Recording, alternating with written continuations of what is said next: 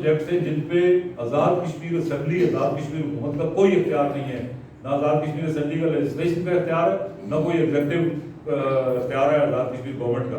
اس میں پہلے ہے responsibilities of the government of Pakistan under the UNCIP resolution.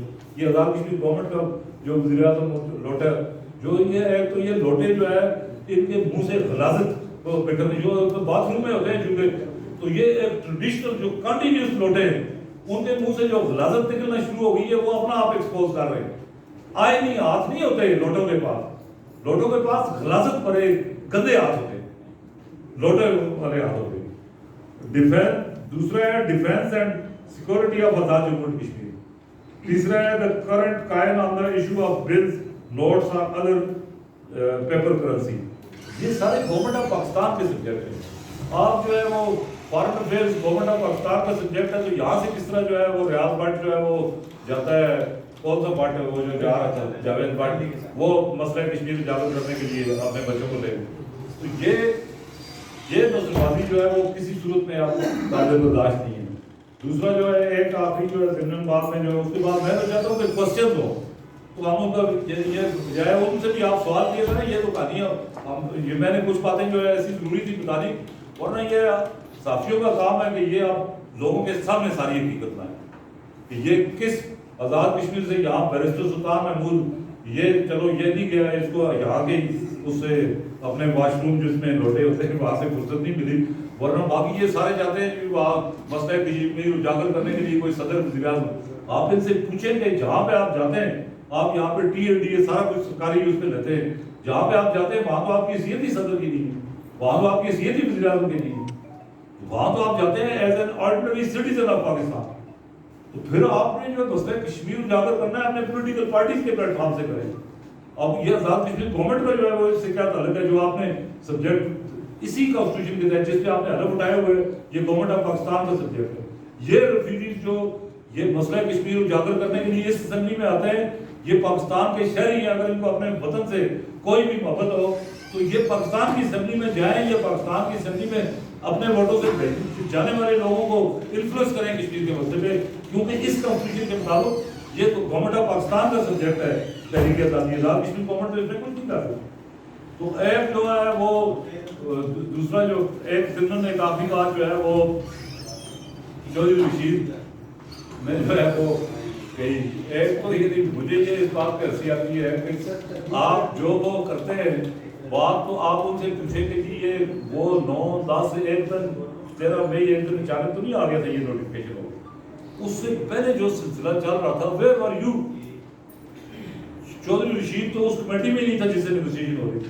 جس کمیٹی سے ہمارے مذاکرات ہوئے ہو رہے تھے اس میں جو متعلقہ منسٹر تھا وہ کیا اس کا نام تھا جو بجلی کا چودھری ارشد، وہ سویا ہوا تھا. میں نے وہ بتایا ان کو، میں نے منسٹر ہی سوئے ہوئے، پھر جگایا فیصل راٹھور نے.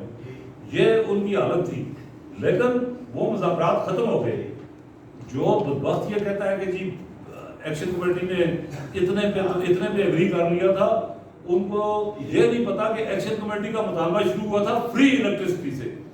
ہمارا مطالبہ فری الیکٹریسٹی سے تھا.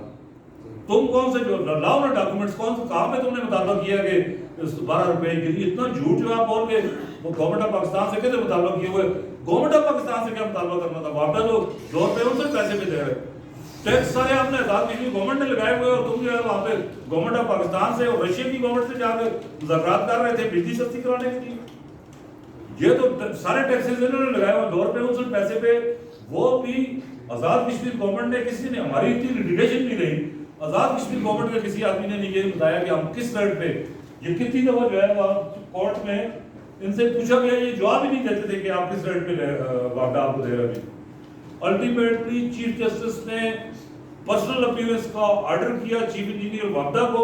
وہاں یہ شوکت نواز میر ورسز آزاد گورنمنٹ جو پٹیشن تھی، میں اس میں وکیل تھا، یا ان کی موجودگی میں وہاں اس نے آ کے بتایا وہ چیف جسٹس کہ 2 روپے ان سے پیسے کا وہ نوٹیفکیشن دیا کہ واپڈا تو اس ریٹ پہ دے رہا ہے. جس کے بعد چیف جسٹس صاحب نے جو ہے کافی جو ہے ہمارے اوپر جو کیا کہ جی آپ بھائی واپڈا کے خلاف تقریر کرتے ہیں، یہ سارے ٹیکس تو انہوں نے لگائے. آپ جو ہے اس نے جو رشید نے یہ کہا ہے کہ حلف اٹھاؤ، کوئی حلف اٹھائے. انہوں نے تو جواب دے دیا تعلق کر کے حلف، میں حلف اٹھانے کے لیے تیار ہوں، لیکن میں حلف پورا اٹھاؤں گا. میں حلف یہ نہیں اٹھاؤں گا کہ میں خدا قرآن اٹھا ہاتھ پہ رکھ کے کہوں گا کہ تم ایک لوٹے ہو، اس کی بھی تردید کرو گے؟ تردید کر رہی ہے میں نہیں، اس کی تردید کرنی ہے کہ لوٹا نہیں ہے وہ، تو میں اس کا بھی حلف اٹھاؤں گا کہ تمہیں کوئی پتہ ہی نہیں تھا. جو آدمی 13 مئی کو رینجرز کے ساتھ تھا، تم پہلے یہ بتاؤ نا کہ تم رینجرز کے ساتھ تھے یا ان نوجوانوں کے ساتھ تھے جو لیتے ان گولیوں کے سامنے کھڑے تھے. اس وقت دو ہی قسم کے لوگ تھے آزاد کشمیر. جو لوٹا وزیر اعظم، اس نے اوپنلی کہا کہ جی مفت، صرف آج وہ بھی کہتا ہے میں نے سستی کرا دی بجلی.